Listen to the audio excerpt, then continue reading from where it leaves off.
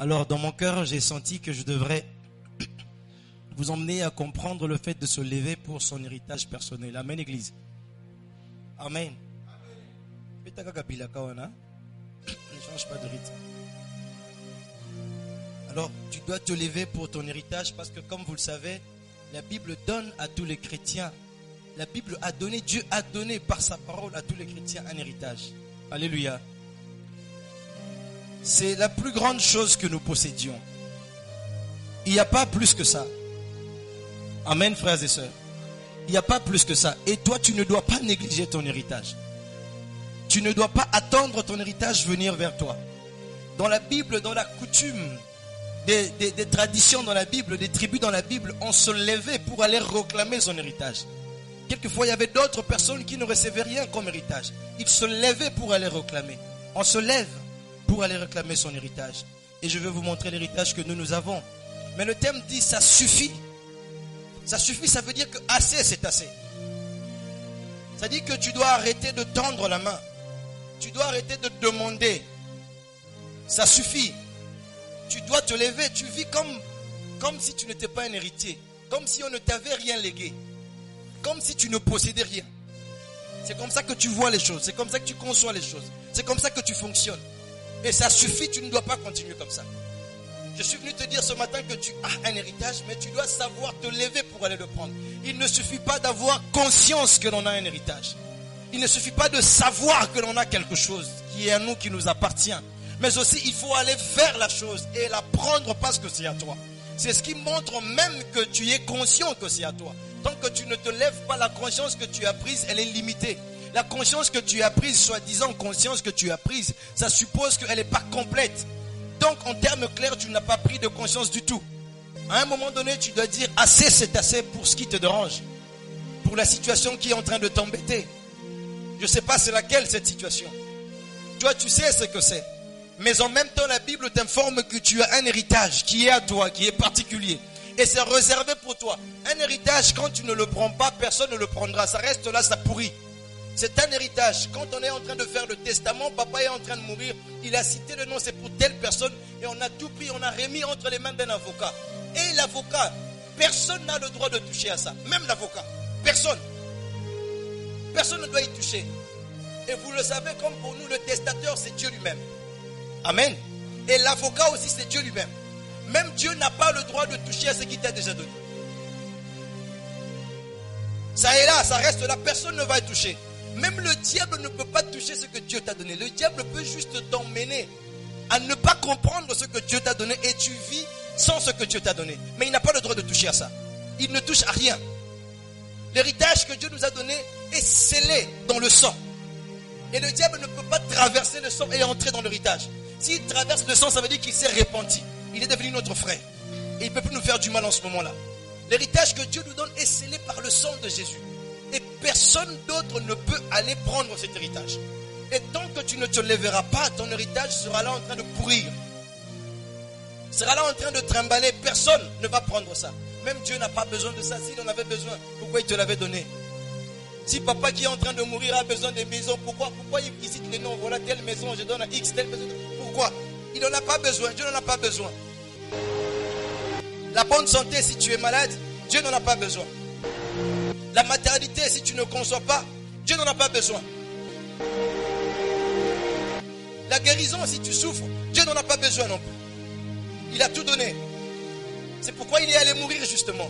Il est mort pour dire que j'ai plus besoin de toutes ces choses-là. J'en ai plus besoin. C'est à vous maintenant. Il a fait un testament plein de promesses. Plein de promesses juteuses. La percée dans la vie conjugale, Dieu n'en a pas besoin. La richesse de ce monde, Dieu n'en a pas besoin. Ça aussi, c'est dans l'héritage. Les voitures, les maisons, Dieu n'en a pas besoin. Le travail, tu es chômeur, Dieu n'en a pas besoin. Il a tout donné. C'est dans le package de l'héritage que Dieu t'a donné. Et tu ne dois pas continuer comme un petit enfant à attendre que l'on vienne te donner. Après tout ce que tu as connu de Dieu, après tout ce que tu as connu de la parole de Dieu, tu ne peux pas continuer à tendre la main qu'on te donne. Il faut que tu saches te lever. Alléluia. Tu dois savoir te lever personnellement pour chaque bénédiction qui est à toi. Si tu ne te lèves pas, c'est là que tu vas sombrer dans les prédications des liens. On va te dire que tu es lié. On va te dire qu'il y a un lien de ne pas se marier dans la famille. Et tu vas croire ça. Nous sommes dans le sang de Jésus. Sous le sang de Jésus, il n'y a pas tous ces liens-là. Il n'y a plus de condamnation pour ceux qui sont en Christ. Et comme tu ne veux pas te lever toi-même, tu vas te contenter d'une prédication d'un ignare, de quelqu'un qui ne sait pas ce qu'il est en train de dire. Tu te contentes de ça. Pourquoi ça te fait un refuge? Pourquoi ça te fait une cachette? Et tu cherches des séances de délivrance. Des séances de délivrance. Mais je peux te prouver dans la Bible, quand les chrétiens ont cru, on ne les a pas délivrés après. Seule cette foi-là dans la parole de Dieu suffisait. J'ai vu qu'on a délivré des païens. C'est des païens qu'on a délivrés. On a chassé des démons, des maladies particulièrement. Pas non plus des liens.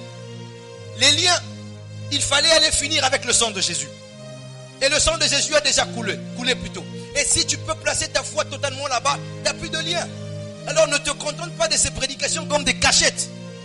Tu dois savoir plutôt comment te lever. Je te l'ai appris, je te l'ai montré dans toutes les facettes. Afin que tu saches te lever personnellement et que tu ailles prendre ce qui est à toi. À un moment donné, tu dois te lever. Et c'est maintenant que tu dois te lever. Parce que le Seigneur dit, ça suffit. C'était à 6 h du matin dans ma douche qu'il m'a soufflé ça. Lève-toi pour ton héritage, ce matin. Alors j'ai essayé de mettre les idées en place. Je n'avais encore rien. Et je suis allé voir dans la Bible. Quand Dieu dit lève-toi, qu'est-ce que ça signifie? Quand Dieu demande à se lever, qu'est-ce que ça veut dire? Qu'est-ce qu'il y a très souvent? Quand Dieu dit lève-toi dans la Bible, il y a toujours quelque chose qui suit après. Et moi je prends Dieu au mot. De la même manière, toi aussi tu dois savoir te lever. Et comme je prends Dieu au mot, quand je dis lève-toi aujourd'hui, ce matin, c'est pour que quelque chose arrive en même temps. Alléluia Église. C'est pour que quelque chose arrive en même temps. Et tu dois te lever. Tu dois te lever pour ton mariage. Arrêtez de croire que toi tu es maudit, tu es maudite et que toi tu ne peux pas te marier. Tu dois te lever pour aller posséder ton mariage. Et si tu es marié, ne pas laisser l'ennemi jouer avec ton mariage non plus. Parce qu'il y a des gens qui sont jaloux de ton héritage. Ils sont jaloux de ce que Dieu t'a donné. Ce sont des esprits mauvais, pas des hommes ni des femmes. Ce sont des esprits mauvais. Ces esprits agissent au travers des hommes et des femmes. Ici, je parle des esprits mauvais. Ils sont jaloux de ce que Dieu t'a donné parce qu'ils ont pendant longtemps pensé que Dieu allait leur donner ça à eux. Dieu ne leur avait pas donné ça. Satan était fâché à cause de ça. Il était là au ciel, Lucifer, avec Dieu. Ils travaillaient ensemble avec Dieu. Ils s'attendaient à un certain pouvoir de la part de Dieu. Malheureusement, il a été surpris. Dieu a donné ce pouvoir à l'homme, à Adam et à Ève.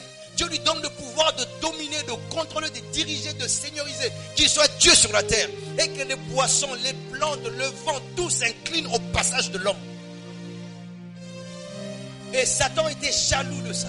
Il s'est fait adversaire de l'homme. Il s'est fait ennemi de l'homme. C'est lui-même qui s'est fait adversaire de l'homme.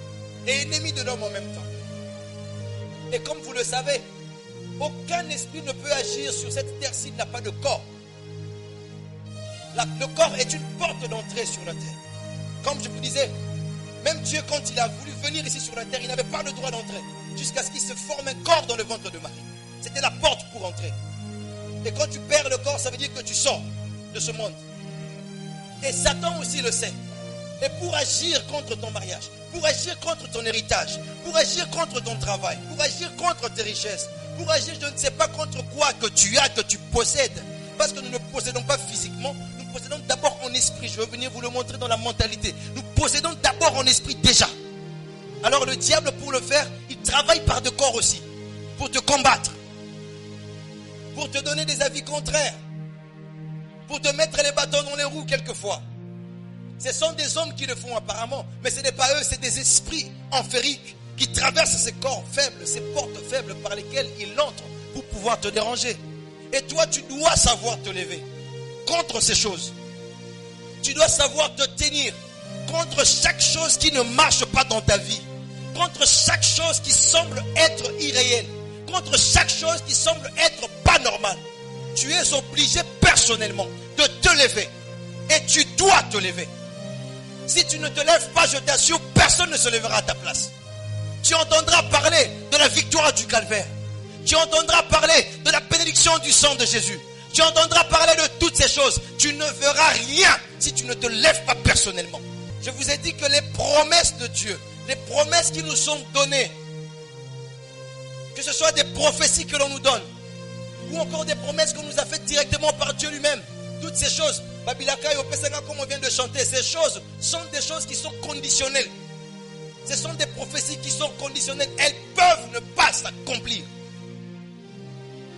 Tu dois savoir collaborer avec la prophétie.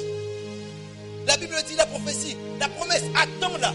Attends-la car elle s'accomplira certainement. Il y a une manière d'attendre. Comment attendre alors? Il y a une manière d'attendre la prophétie. Tu dois savoir attendre. C'est ça justement se lever. Pour aller vers la prophétie. Mais il y a des prophéties qui ne sont pas conditionnelles. Les apocalypses par exemple. Ils vont certainement s'accomplir. Que l'homme fasse quelque chose ou pas, ça va s'accomplir. Il y a des prophéties que nous recevons dans la vie. Des promesses d'être la tête ou encore d'avancer ici et là-bas ou encore tu seras ceci dans la vie. Ça tient à des conditions. Ça tient à ta mentalité. Ça tient à des habitudes que tu prolifères. Ça tient à des attitudes que tu manifestes et à des actions que tu poses. Alléluia. Alléluia. Ça tient à ces choses. Dieu pouvait me dire, Max, tu seras un prédicateur, tu seras un pasteur, et voilà ici, et voilà là-bas. Mais je suis en train de dormir, en train de dormir, je ne prie pas, je ne veille pas, je me réveille pas la nuit pour prier, pour jeûner, pour aller en brousse et chercher la face de Dieu, pour étudier la Bible, je ne fais pas ça. Peut-être que je peux arriver par chance un jour à me tenir derrière la chair, mais certainement, être capable de parler pendant des heures et des heures et des heures sans toucher à la Bible, non, je n'arriverai pas. Prêcher pendant 7 mois sans lire la Bible, je n'arriverai pas. C'est parce que j'ai travaillé à cela. Et quand quelqu'un peut s'asseoir et écouter, il dit, ah effectivement c'est un homme de Dieu, hein, il prêche bien. Même s'il ne veut pas croire, il finit par dire, bon il prêche quand même bien. J'ai travaillé à cela et Dieu a activé sa prophétie en même temps. Amen église. Amen. Tu dois savoir travailler. Quand Dieu te fait une promesse, ça veut dire que c'est une porte ouverte. Tu peux entrer par cette porte-là. Lève-toi, entre. Dieu te dit, quand tu as une prophétie, une promesse, ça veut dire que je suis d'accord avec toi. Dieu dit, je suis d'accord avec toi. C'est tout. Quand tu as une prophétie, bon frère, je suis en train de voir que tu vas aller en Europe dans les années telles, et puis tu vas travailler là-bas, tu seras une grande personne. Ça veut dire que Dieu est d'accord avec toi, point barre. Mais après, lève-toi et travaille à cela. Lève-toi et travaille à cela. Dieu nous a promis des choses en tant qu'église. Dieu nous a promis d'être une église imbattable, infaillible. Aucune puissance de la mort, aucune puissance de la maladie ne peut nous résister. La Bible dit, même le séjour de mort ne prévaudront point contre nous. Ça veut dire toutes les forces inférieurs. C'est ça le séjour de mort. Tout vient de là-bas. Toutes les forces d'opposition ne peuvent pas tenir devant nous. C'est ce que ça dit. Mais après, tu peux te retrouver vaincu devant une force du mal.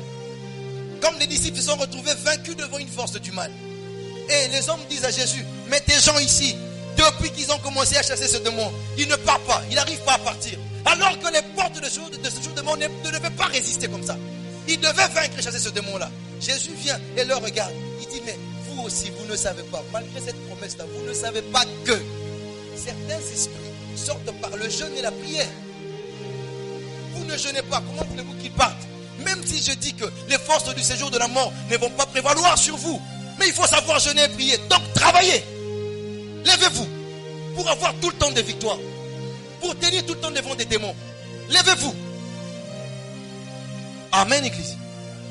Ne pense pas que tu t'es levé. Lève-toi. Tu dois vraiment te lever. Tu dois te lever.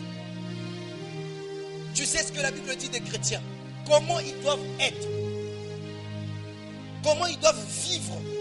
Comment ils doivent manifester la pureté de vie. Comment ils doivent manifester l'humilité, la simplicité, la dignité, la sagacité, la sagesse, l'intelligence, l'autorité, le pouvoir, la capacité, l'honnêteté. Tu sais tout ça. Ce sont des qualités des chrétiens. Mais tu vois en toi qu'il y a certaines qui manquent. Mais lève-toi encore une fois de plus. Ce sont des choses qui se trouvent en toi. C'est dans tout chrétien. Un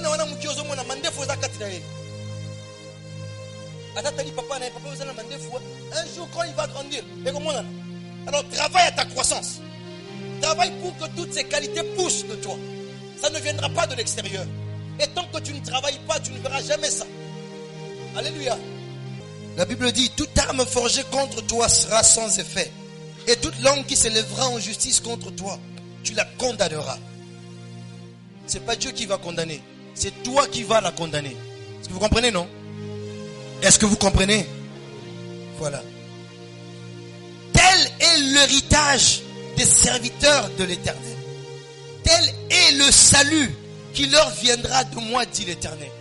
Voici votre héritage. Vous avez l'héritage de pouvoir dominer, de pouvoir condamner toute arme forgée contre vous, de pouvoir vaincre dans toutes les batailles. On dit tel est l'héritage de ceux qui servent l'Éternel. Qui servent l'Éternel si ce n'est ceux qui ont cru en Jésus comme Seigneur et Sauveur? C'est ça, servir l'Éternel. Tout celui qui a cru en Jésus comme Seigneur et Sauveur, il est serviteur de Dieu. Il est enfant de Dieu. Et votre héritage, la Bible dit clairement que votre héritage est de condamner toute arme qui est forgée contre vous. Et de marcher contre cela. De dominer, de prendre l'autorité et le contrôle. Ça, c'est l'héritage qu'on vous donne. La Bible dit autrement que rien ne peut vous assujettir. Tu ne peux être le sujet de personne. Tu ne peux être le sujet d'aucun esprit. Tu ne peux être le sujet d'aucun phénomène dans le monde. Tu ne peux pas être dominé par quoi que ce soit. Tu n'es pas le sujet du gouvernement congolais. Que le gouvernement congolais donne du travail ou pas. Toi, tu n'es pas sujet du gouvernement congolais. Que son chômage batte le plein ou pas, ce n'est pas ton affaire. Tu es le sujet de personne. Rien ne peut t'assujettir. Ça, c'est l'héritage que Dieu nous donne. On dit tel est le salut des serviteurs de l'Éternel. Ça, c'est notre héritage. Tu domines à tout bout de champ. Aucun échec ne peut être ta portion. Quand tu poses un pas, c'est pour réussir. Quand tu poses le premier, c'est pour que le deuxième vienne. Tu ne poses pas le premier pour reculer. Malgré les épreuves, les difficultés, mais tu dois te lever et avancer. Ça, c'est l'héritage que l'on nous donne. L'échec n'est pas notre portion. Manquer n'est pas notre portion. Quand je dis manquer, je dis bien manquer n'est pas notre portion. Manquer l'argent, manquer les habits, manquer les voitures, manquer les maisons, manquer l'argent, manquer le mariage, c'est pas notre portion. On ne peut rien manquer. On ne peut rien manquer. L'intelligence est notre portion. La sagesse de Dieu, c'est notre portion. La sagacité du Saint-Esprit, c'est notre portion. Quand tu agis avec sagacité divine. Tu ne te comportes pas comme un fou. Pas comme les gens de ce monde. Quand tu poses tes actions, c'est réfléchi divinement. C'est réfléchi divinement. Les gens vont parler. Ceux qui n'étaient pas dans le conseil divin vont parler. Ils vont parler, mais tu sais que ça a été réfléchi divinement. Et ils vont être étonnés, tu vas prospérer. C'est ce que dit la Bible. C'est toute arme forgée contre nous. Toi, tu es appelé à la condamner. On dit que tu la condamneras. C'est ton héritage. La malédiction de la famille, la maladie familiale, tout le monde fait cette maladie-là dans la famille. Peu importe ce qu'on peut raconter, c'est pas ta portion. C'est pas à toi. Ne va pas chercher des délivrances. Tu dois savoir te lever. Je vais te montrer comment te lever. C'est pas parce que ton père a eu beaucoup de femmes, tes frères ont eu beaucoup de femmes, toi aussi tu dois en avoir. Non. Toi, rien ne doit te dominer. Toi, rien ne doit te contrôler. On dit clairement dans la Bible que c'est ton héritage. C'est pas parce que les filles ne se marient pas chez nous que moi aussi, fille, je ne veux pas me marier. Non, ça n'a rien à voir avec ça. Moi, je suis du sang de Jésus. Ici, il est question d'être sûr qu'on avait cru en Jésus une fois. Et véritablement, tu dois être sûr que tu avais cru en Jésus. Si tu n'avais pas cru ce que je suis en train de dire, ça ne te concerne pas. C'est pour les croyants. C'est pour ceux qui ont décidé un jour de donner leur vie à Jésus. De ne vivre que pour Jésus. Malgré les faiblesses de la chair. Malgré les difficultés qu'ils peuvent rencontrer. Malgré les oppositions. Malgré la faiblesse de la prière, du jeûne. Quand même. C'est pour ces gens-là que je suis en train de parler. C'est pour eux que je suis en train de parler. Et donc la Bible montre clairement que ton héritage est spécial. C'est ce que Jésus t'a légué en mourant à la croix. C'est ce qu'il t'a donné. Il t'a donné plus qu'un simple mari. Il t'a donné plus qu'une simple prophétie. Ton héritage, il est très vaste. Il est très vaste. Il est très vaste. Mais tu dois voir ça avant de commencer à te lever. C'est la première des choses. Tu dois voir ton héritage. Et c'est ce que je suis en train de te montrer. C'est la parole qui te montre ton héritage. Quand tu ne vois pas, tu ne peux pas le prendre. Tu ne peux pas aller vers ça. Tu ne peux pas te battre pour ça. Tu ne peux pas te lever pour ça. Et même si tu veux te lever pour ton héritage, tant que tu ne l'as pas vu, tu ne vas pas le posséder non plus. Il faut que tu voies d'abord. Dieu a promis à Abraham des choses. Dieu lui a dit, tu seras le père de beaucoup de nations. Tu verras. Alléluia. Dieu lui a promis un pays. Et dans ce pays-là, je te ferai. Dieu lui a promis ça. Et Abraham attendait. Il attendait. Il attendait. Toi, tu ne dois pas attendre. Tu dois te lever. Et tant qu'Abraham attendait, Abraham ne voyait rien. Il n'avait rien vu. Rien ne pouvait se manifester dans sa vie. Il était toujours errant. Il n'arrivait pas dans ce pays-là. Tant qu'il n'a pas vu. Mais le jour où Dieu est descendu, Dieu lui a dit, hé Abraham, regarde. Regarde le nord. Regarde le sud. Regarde l'est. Regarde l'ouest. Il dit, tout ça, c'est pour toi. Je te le donne. C'est ça le pays dont je te parlais. Quand Abraham a vu, le lendemain après, il est arrivé dans le pays. Il a possédé le pays. C'est un principe spirituel. Tu dois voir d'abord. Et c'est Dieu qui montrait à Abraham ce qu'il devait posséder. Et c'est la parole. Dieu est la parole. La parole te montre ce que tu dois posséder. Et je suis en train de te le montrer déjà ce matin en t'enseignant la parole. Je te dis ce que toi tu possèdes. Ce qu'est ton héritage. Je suis en train de te le montrer. Ton héritage, c'est la domination. C'est comme ça quand Dieu va créer Adam. Il lui dit, vas-y et domine. C'est tout ce que Dieu a donné à Adam. Dieu n'a pas dit à Adam autre chose. Il a dit domine. Et c'était fini. C'est la bénédiction de Dieu à ses enfants. La domination. C'est tout. Quand le célibat vient, tu domines, ça fait le mariage. Quand la pauvreté vient, tu domines, ça fait la richesse. Quand la colère vient, tu domines, ça fait la patience. Quand la tristesse vient, tu domines, ça fait la joie. La domination est la seule et l'unique bénédiction que Dieu a donnée à son Église. Elle prend plusieurs formes, selon les cas. Et après, quand Abraham arrive dans le pays, il restait une autre promesse. Être le père de multitudes. Là encore, il attendait. Et rien n'arrivait. Il attendait rien. Jusqu'à ce que Dieu vienne encore lui faire voir. Hé Abraham, regarde les étoiles. Est-ce que tu peux compter? Il a vu. Regarde la terre. Est-ce que tu peux compter les sables, les grains de sable? Non, il ne peut pas compter. Alors tu as vu. Est-ce que tu as vu ce que je te donne? Quand il a vu, après, l'enfant est venu.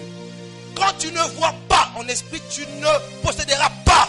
La première des choses, c'est de voir d'abord. Dans ton imagination, tu dois voir. Et la parole te dit ce que tu dois voir. Tu dois voir la domination, tu dois voir le contrôle, le pouvoir, la capacité, l'illimitation. Tu dois voir ça. Et on dit que toi, tu dois dominer.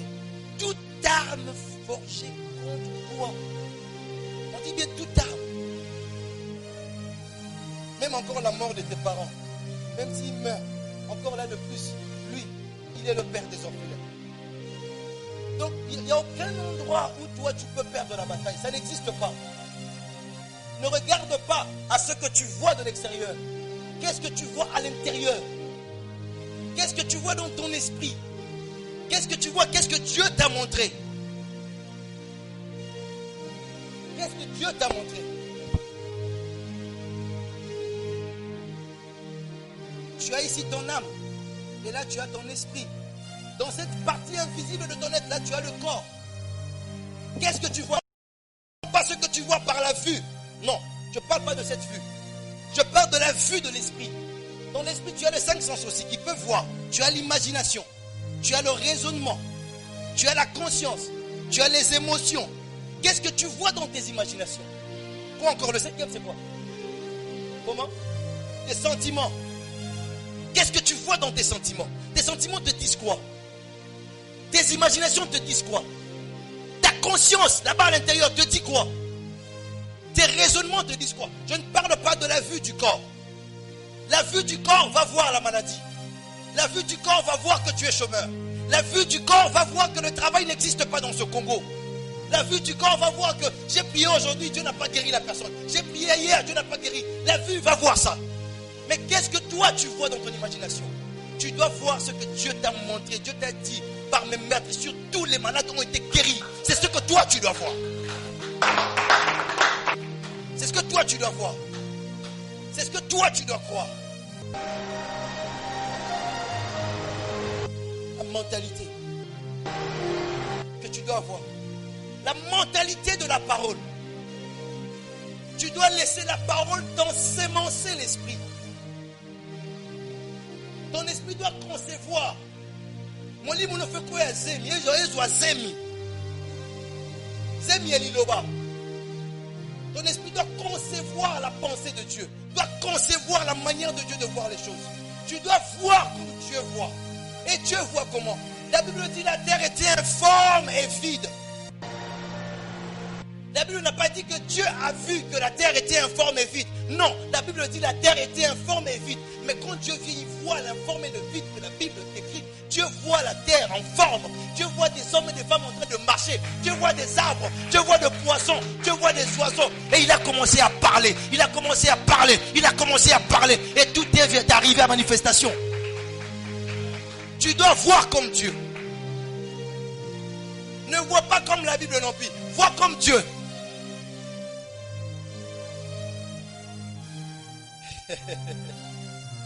Parce que la Bible avait vu que la terre était informe et vide. Et la Bible l'a dit. Mais Dieu n'a pas vu ce vide. Pourtant, tout pouvait emmener Dieu à douter aussi. Mais en Dieu n'habite point de doute. En Dieu c'est la foi. Et quelquefois c'est pris. Quelquefois c'est pris comme n'importe quoi à la foi. Vous voyez ce mot là? La foi et puis la folie. Ils sont différents. De 2 lettres seulement. De 2 lettres seulement. Ça veut dire que quand tu rentres dans la dimension de la foi, on peut te confondre un fou. On peut appeler ça de la folie. C'est différent de 2 lettres seulement. C'est très collé. C'est comme ça on dit même que la prédication de la croix est une folie pour ceux qui périssent. Pour eux c'est une folie. C'est eux qui nous voient comme des fous. Quand nous déclarons, quand nous parlons sur des masses que nous ne voyons pas. Quand nous déclarons la puissance de Dieu sur des êtres qui sont invisibles dans la salle. Quand nous déclarons sur notre futur alors que nous ne le voyons pas dans le présent. Quand nous déclarons sur notre lendemain alors que nous sommes aujourd'hui. Quand nous parlons et nous planifions les choses. Quand nous établissons les faits. Et ils pensent que nous sommes fous. Ils pensent que nous parlons au hasard. Mais nous savons que le vide même entend. Parce que Dieu a parlé dans le vide. Que la terre soit et la terre fut. Dieu a parlé à l'espace. Que les oiseaux viennent. Et les oiseaux ont commencé à pousser. Dieu voyait. Et il parlait. C'est qu'il voyait. Mais il ne voyait pas comme des hommes. Il ne voit pas comme les hommes. Et tu ne dois pas voir comme les hommes non plus. Tu dois voir comme Dieu. Tu dois accepter l'imagination de Dieu. Le raisonnement de Dieu. La conscience de Dieu. Tu dois accepter ça. Et ça, c'est basé dans la parole. C'est basé dans les Écritures.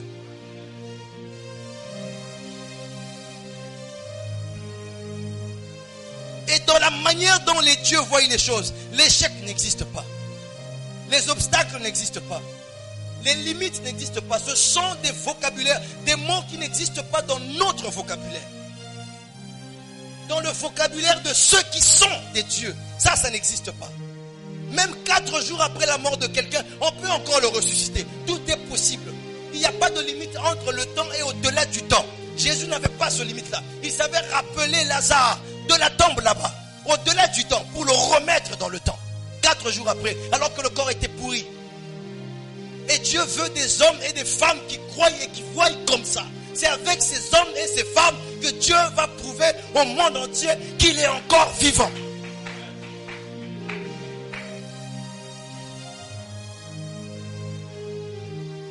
Des hommes et des femmes qui peuvent croire ça jusqu'à ce qu'ils sont en train de mourir. Ils sont en train de croire ça sans douter même une seule fois.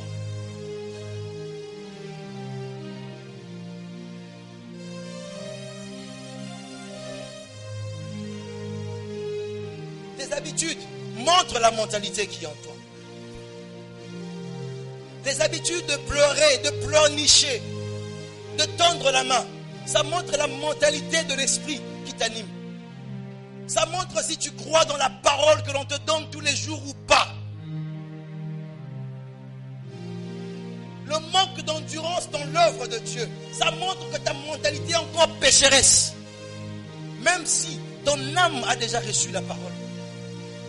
Mais ton esprit garde une mentalité pécheresse. Une mentalité de faiblard. Le manque de résistance devant les obstacles montre la mentalité que tu as. Parce que la mentalité que tu as conditionne tes habitudes. Tu te comportes selon la mentalité que tu as dans ton esprit.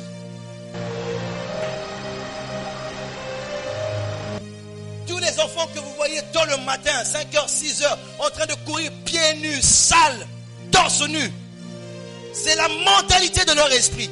On leur a éduqué comme ça. On leur a appris que c'était normal. Mais tu as d'autres enfants le matin, quand il veut mettre le pied dehors, il réfléchit. Il va chercher des babouches et puis il sort. La mentalité conditionne le comportement.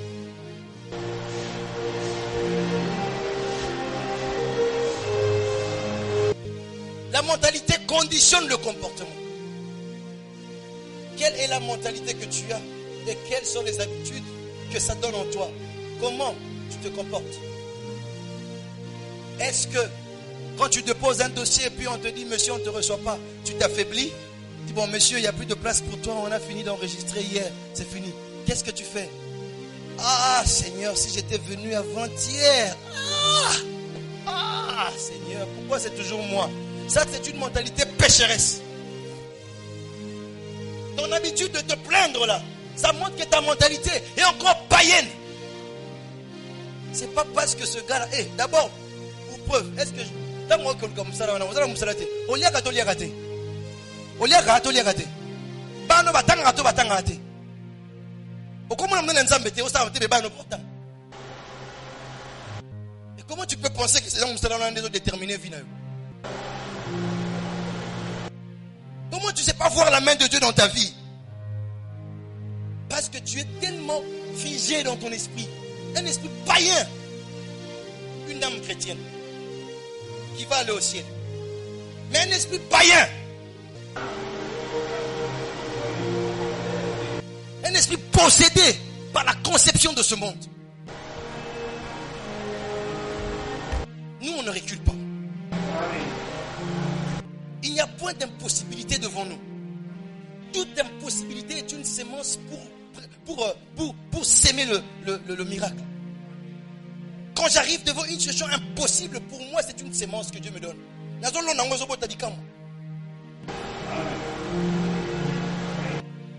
Les obstacles que je rencontre.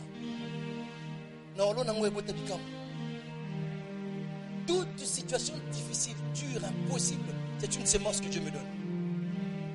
Au fait, on dit impossible dans le vocabulaire des humains. Mais dans notre vocabulaire, nous, ce sont des sémences. Il y a masangu fona lona, et bota masangu belé. Les angu ba fona lona, et bota angu belé. Bona nini ozo somaele wana te. Ta mentalité est encore païenne.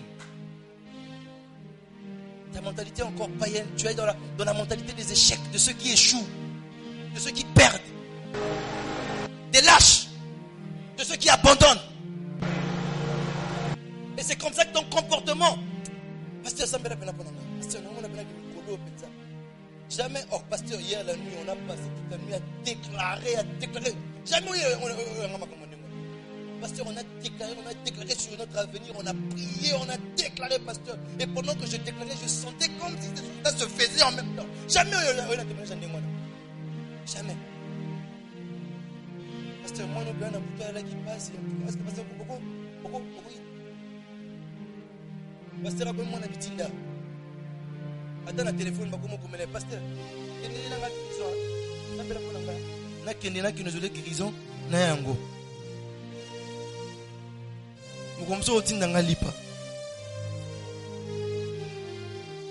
Au Tindanga Sombelo Lipa Penza. Parce que nous sommes dans la Lipa. Comment on a que ça dit Boma? Ça dit Boma.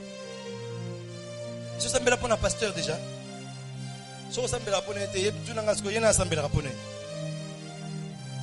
C'est la parole ici que je t'enseigne qui prie pour moi. Prends ça, elle va prier pour toi. Jésus est le véritable intercesseur et il est la parole. Prends la parole va intercéder en toi et pour toi. Non, nous on n'a pas la mentalité des faiblards.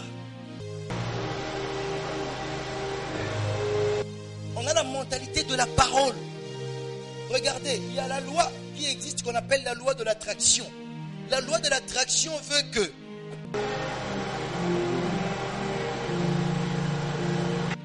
la loi de l'attraction dit que tu ne peux attirer de l'extérieur que ce qui est en toi. Ça, c'est la loi de l'attraction. Ça existe dans ce monde ici. Ata Oboyango, tu vas le constater. Tu vas constater que c'est comme ça. Si c'est le noir en toi, c'est le noir qui va venir. Si c'est le noir qui est là-bas, c'est le noir qui va venir vers toi. Tu ne peux pas attirer. Alors, regardez, pourquoi les Koulouna se rassemblent? Pourquoi les Djambers se rassemblent? C'est ce qui est en eux. Pourquoi aussi les chrétiens se rassemblent? C'est ce qui est en eux. Ce que je crains, c'est ce qui m'arrive. Ce que je redoute, c'est ce qui m'atteint. Ce que je crains, c'est à l'intérieur de moi. Ça m'arrive de l'extérieur. Ce que je redoute là-bas à l'intérieur, dans mon esprit. Mais c'est ce qui m'atteint en même temps. Et donc, la peur que tu as, c'est ce qui va t'arriver. Si tu as peur d'échouer, tu vas alors échouer. Je te le dis, c'est la parole de Dieu. Si tu as peur de commettre une erreur, tu vas la commettre, je te l'assure.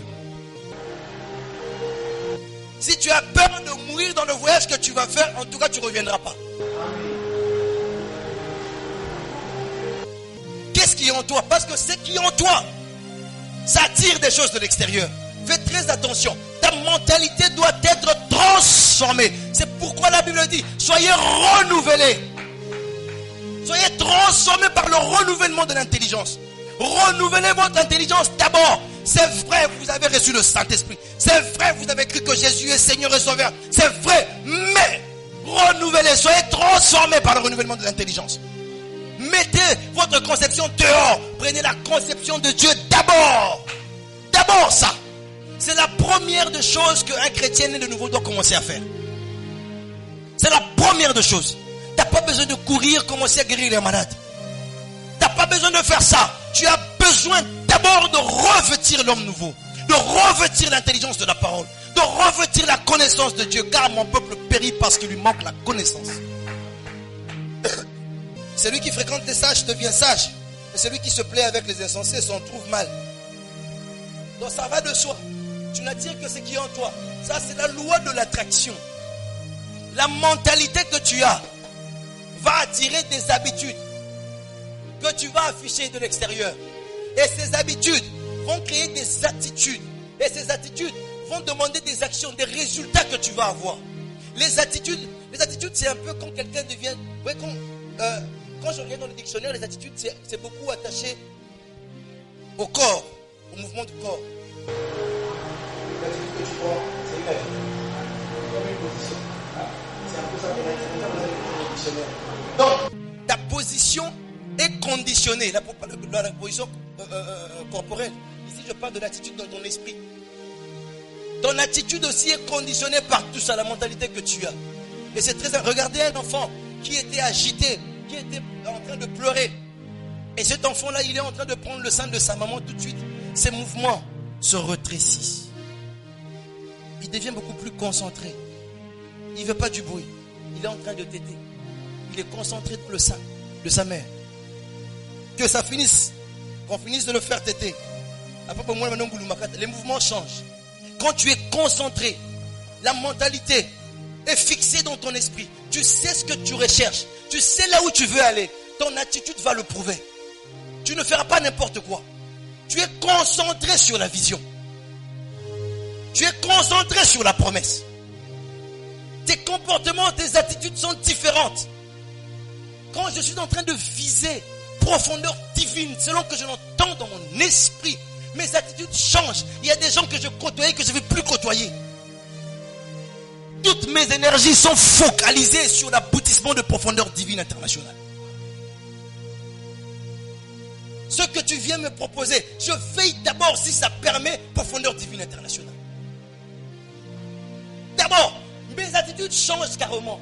Des gens avec qui je causais facilement hier, j'ai plus le temps pour eux. Parce que ce qu'on dit, c'est pas profondeur divine. C'est autre chose. Et j'ai la mentalité, j'ai des comportements, et je veux cette attitude-là aussi. Mes mouvements sont rétrécis. Je ne bouge que pour profondeur divine. Je fais que pour profondeur. Quand je dis profondeur divine, ce n'est pas votre tabernacle. Hein. Votre tabernacle s'appelle Bethesda Church. Amen. Je parle de profondeur divine. Je ne vois que profondeur divine. Je ne bouge quand je prie. C'est toute ma vie, c'est ma respiration. Et quand toi tu as une mentalité, je ne sais pas laquelle, quand c'est l'héritage, le pouvoir, la possession, la capacité, la sagacité, l'intelligence, la richesse matérielle et spirituelle, quand c'est cela, les attitudes aussi, ça suit. Les attitudes, ça suit. Et moi je me lève pour profondeur divine. Tout ce que je fais, parce que la mentalité y est, les habitudes et les attitudes, c'est que je me lève pour ça. Tout ce que je fais, ça concerne profondeur divine. Je me lève pour ça. Et donc ça me donne des actions. Les actions, c'est que déjà, il y a un tabernacle qui existe. Il y a vous qui êtes là, vous êtes venus. Vrai ou faux? Vrai ou faux? Il y a d'autres qui sont en train de venir.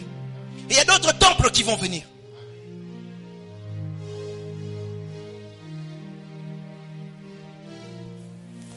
Pourquoi? Je me suis levé. C'est l'attitude que j'ai prise. Je me lève pour ça. Et quand je me lève, les actions suivent. On a commencé à évangéliser. On y travaille. C'est comme ça qu'on est entré dans chacune des maisons de ce quartier. On est dans ça. On ne sort pas de là. On n'est que dans ça. Et toi maintenant, par rapport à l'héritage que Dieu t'a donné, c'est quoi les attitudes que tu prends? Tu dois savoir te lever. Tu dois savoir te lever. Daniel 12, hein? Et toi, marche vers ta fin. Tu te reposeras. Et tu seras debout pour ton héritage. Tu dois te lever pour ton héritage. Et tu seras debout pour ton héritage. Et donc la Bible intègre la notion de se lever pour son héritage. La Bible intègre ça. Et toi aussi, tu dois intégrer ça. Tu dois te lever pour ton héritage. Tu dois te lever pour chaque portion de la promesse que Dieu t'a donnée. Et tu dois poser des actions par rapport à cela. Mais la mentalité est très importante d'abord. Parce que si tu ne reçois pas la mentalité de ton héritage et que tu ne le vois pas, tu ne pourras pas avoir des habitudes et des attitudes par rapport à cela. Et donc tu ne vas jamais agir. Et comme je vous disais tout à l'heure, votre héritage, vous le voyez, vous le savez. C'est quoi? C'est le fait de dominer, de contrôler à chaque instant. Alléluia. Alléluia. C'est urgent, tu dois te lever. Lève-toi et va prendre ton héritage. C'est urgent parce que quand tu prendras ton héritage, beaucoup vont s'en réjouir. La vie d'un grand nombre de personnes sera bénie. Lève-toi. Amen. Tu dois te lever. Là où tu es, tu te lèves. Tu prends la conscience. La mentalité de la parole. Toi, tu ne dois pas échouer. On va prier jusqu'à ce qu'on finisse. Tu ne dois pas échouer. Rien ne doit te retenir. Je dis, même une prophétie faite sous onction ne doit pas te retenir. Attends, je suis en train de chercher la guérison. Toi, tu me dis, frère, Dieu me montre. Dans 10 jours, tu seras guéri. Dans 10 jours, pendant les 10 jours, moi, je souffre. Je veux ma guérison ici et maintenant. Tu dois te lever. Je m'en fous des prophètes et des prophéties. Moi, je veux mon héritage. J'annule la puissance des prophéties. Je veux le concret. Je veux du concret. Je veux les résultats. C'est comme ça que tu vas te lever. Un cœur qui tient jusqu'au bout. Des jusqu'au boutistes. Dieu fait des miracles avec les jusqu'au boutistes. Des gens qui tiennent, Seigneur, jusqu'au bout. Je ne te lâche pas jusqu'à ce que je voie. Je ne te lâche pas. Ces gens-là, Dieu fait des miracles avec eux. Et tu dois te lever comment? Dans ta prière personnelle. Tu dois te lever et va dans la présence de Dieu. Arrête de faire le gros monsieur. Arrête de faire ça. Mets ta danse par terre. Prie là-bas. Jeûne. Mets la nourriture à côté. Prie et vois la main de Dieu dans ta vie. Mets les amis de côté. Lève-toi et prie. Est-ce que Jésus n'était-il pas Dieu? Il était Dieu, n'est-ce pas? Mais il priait tout le temps. Il priait tout le temps. Son ministère commence par la prière. Dès qu'on le baptise, 40 jours de prière et de jeûne. Il était Dieu. Toi, tu es né pécheur. Et tu ne veux pas prier. Et pendant son ministère, il faisait que prier tout le temps. Au point qu'il dit aux gens, priez sans cesse. Et une fois encore de plus, à la fin de son ministère, à Gethsemane, c'était encore la prière. Au point que sa sueur devient du sang. Et comme si ce n'était pas fini, là encore à la croix, en train de prier. Seigneur, je te remets mon esprit. Et toi, tu veux faire quoi? Toi, tu veux regarder des films. Tu veux parler aux amis. Tu veux chatter. C'est ce que toi, tu veux faire. Tu veux ça. Et rien que ça. Tu veux distraire ta vie comme ça. Et tu veux avoir les mêmes résultats que les vrais chrétiens. Tu veux avoir les mêmes résultats que Paul, que Pierre, que Jean, que Irénée, que Colomba, que Martin, que Papa Dinabala. Tu veux avoir les mêmes résultats que eux. Honte à toi. Honte à toi. Ce que tu es en train de chercher, tu ne l'auras pas. Tu es en train de chercher dans le vent. Tu n'auras pas ça. Je préfère te dire la vérité. Dieu de cette chair, tu n'auras rien de Dieu. Goi goi, azokelo ke panzambete. Goi goi, azokelo ke panzambete. Atana zali o prophétie ko sana musala lobby. Goi goi, azokelo ke panzambete. Azokate. Oko jote. Nous on se lève. Quand on t'a fait une prophétie, quand on t'a dit voici, c'est parce que oui, René il n'est pas ici. J'ai dit à René qu'il allait travailler. René a commencé à prier ici chaque vendredi avec les frères, n'est-ce pas? René est logé, il travaille, il est logé à Kinkole, dans une université. Il est logé en même temps. Un beau bureau, il m'a envoyé les photos. Chaque vendredi, il venait passer nous ici. Là, là, madame. Là, là, là, là, gros. Alors, là, là. Continue, là. Continue, là. Ne sombre pas dans la chanson en tant qu'ouvrier. Ne sombre pas dans la communication là-bas en tant qu'ouvrier. Ne sombre pas dans le protocole en tant qu'ouvrier. Chacun de nous a un héritage au-delà de ce que nous faisons pour Dieu. Malgré ce que tu fais pour Dieu à l'église, tu dois te lever pour ton propre bien. Tu dois travailler. Car la Bible est d'accord.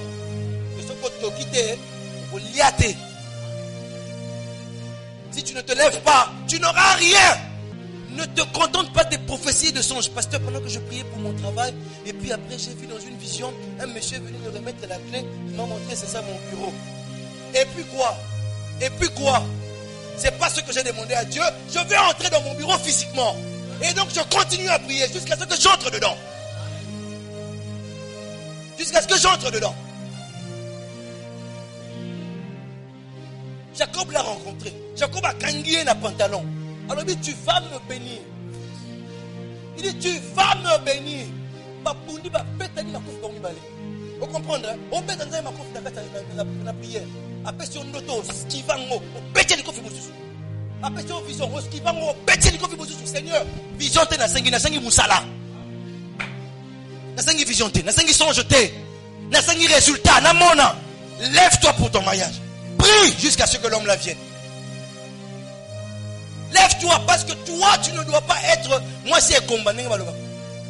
La Bible dit quoi? Moi c'est à se passer vie. À cause de la terre d'Israël. Pour moi c'est à se passer mité. Ça veut dire faut choisir mais à votre normal. Mais on choisit mais on a nzete. Na mobilité. Bon côté. Ça suppose que moi c'est posant à liba la paix. Azate. C'est ça la carte héritage na yo. Lève-toi. Lève-toi. Va prendre ton mariage. Prie. Pleure. Jeûne. Gémis. Et en même temps, continue à servir l'Éternel. Belenzambe. Ganga. Ne lâche pas Dieu. Bunananzambe. Notote. Attaque calme. Ça offrande à 10 $.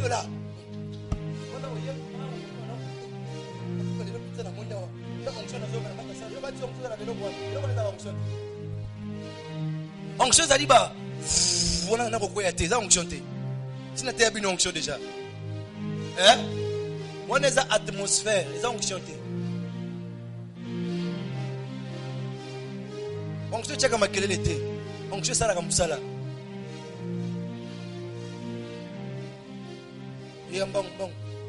Monsieur, en tout cas, Dieu te calme comme ça. Puis, encore, il exagère encore un peu plus le monsieur. Bon, pas le monsieur, je ne parle pas de mon frère là, je parle de celui qui sera devant toi, peut-être des Alibans là. En tout cas, maman, pourquoi pas, je suis en train de voir des maisons là-bas derrière. Je vois 4 maisons. Oh, maman, comment on a eu, tant qu'à comme Bimiga vrai et Silimba, moi, pour est-ce que le diable ne connaît pas ton nom? Le diable ne connaît pas ton nom. Lève-toi. Esquivant. Seigneur, merci. Seigneur, c'est vrai, j'ai sémé. Seigneur, c'est vrai, j'ai donné l'argent. Mais je sais que je ne peux pas t'acheter. Moi, je viens prendre ma portion. C'est mon héritage. Le mariage, c'est ma portion. Tu dois m'honorer. Je dois me marier. Il faut que je me marie. Tu dois le lui dire. Tu dois le lui dire. Continue là, tu me combattes. Mon frère, une intercession. Vous savez, la bonne engagement. Pourquoi qu'il va me combattre? Lève-toi. Et quand Dieu dit lève-toi, c'est parce qu'il y a quelque chose qui doit faire. Le lève-toi de Dieu, c'est différent. C'est imminent, c'est tout de suite. Eh bien, lève-toi dans la prière. Ne lâche pas. Lève-toi vraiment. Tellement. Tellement quand tu as dit qu'on est. Tu l'as dit, c'est un programme personnel. Fais la même chose. Peu importe ce que tu fais. Un besoin spirituel, un besoin matériel, un besoin financier. Prie. Ça donne des résultats. Prie. Prie. Lève-toi, va prendre ça. C'est Dieu qui a mis cette histoire-là de Jacob dedans. Et puis, Babengiye, Israël, où il y a lutté Nanzam, puis il y a Longi. Il dit, bon, finalement, je vais te bénir, je vais te bénir. Alors, comment on t'appelle? Jacob. Allez, je change ton nom. Je change ta nature. Je change ta vie. Je change ta situation. Tu n'es plus la même personne. Tout a changé. Il a béni directement. Lutte avec le Seigneur. Luttez avec Dieu. Il veut que tu luttes. Il veut avoir des guerriers. Ne laissez pas le système de ce monde vous imposer sa volonté. Ne laissez pas les esprits méchants. Les esprits méchants, ils sont très méchants, les gars. Ils sont très méchants. Ce qu'on l'a dit au sakanana yo. On dit mutua, on coupe un locataire. En temps normal, na âge na ngofasa na mapoko ta 5 6. Ndambe si a prévoyé un Congo. Na âge de 40 ans, tu feras na mapoko 4 5. Mais avant à 43 ans, un locataire, na ba kitimbe na katandako.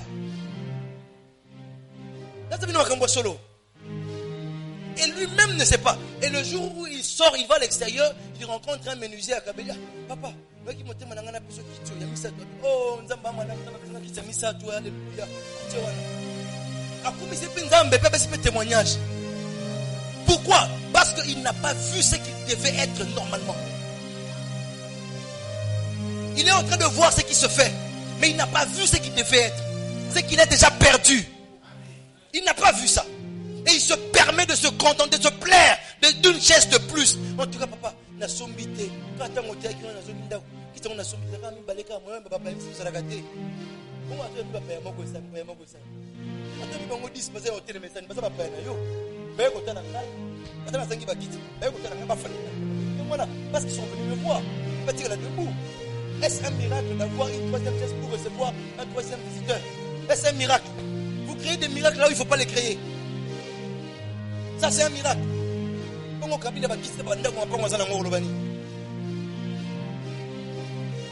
Les gars, lèvons-nous quoi? Hein? Tu as gagné, hein? Dieu a mis des exemples comme ça dans la Bible. Le juge unique. Moi, je suis un de la juge. Juge, c'est un lembi. Moi, je suis un passé. À la valeur T. Maman, je suis un coin. Juge, je suis parler de marbre. Il y a un juge qui a été dans les campagnes. Regardez comment l'affaire là n'a aucun sens. Bon, tu ne verras pas ça dans la Bible comme ça. L'affaire là n'a aucun sens. Boulanger n'a pas mis balai de moins. Il doit passer 15 maps par ça qui commande. Il va passer 13 maps. Boulanger commence à la garde du corps. Tiens, on a maté la maman. Là, c'est le diable. Au lieu que tu aies des maisons, des voitures, une vie chrétienne prospère comme tu devais l'avoir. Allez, quel esprit, à lui en haut. Mais il faut aller vers le juge. Et la maman allait vers le juge. Allait vers le juge. Elle frappait à la porte du juge. Elle frappe. Le juge dit c'est qui? C'est la maman qui bangoula. Maman qui bangoula. La maman revient. Elle frappe à la porte. Elle dit comme elle frappe encore. On dit frapper, on vous ouvrira. Elle frappe encore à la porte. C'est encore qui? Maman qui bangoula les sous. Qui bangoula? Allons voir qui est la personne. Maman a changé combo. Elle a changé combo. Et Simba. Tu supportes? Maman Faustantine. Oh, je dis maman Faustantine. Maman Faustantine. Elle a fait tout ce qu'elle a pu faire. Elle a mis des noms meilleurs. Mais ça ne marchait pas. Au fait, ce qui a marché, ce n'est pas le nom qu'elle était en train de prendre. Ce qui a marché, c'est le fait qu'elle continue à insister, à frapper et à frapper. Et à un moment donné, le juge dit, na lembi makele la maman. Na katalika munae. Aken. Et c'est comme ça que le juge sort. Et il tranche l'affaire. Boulanger yaka.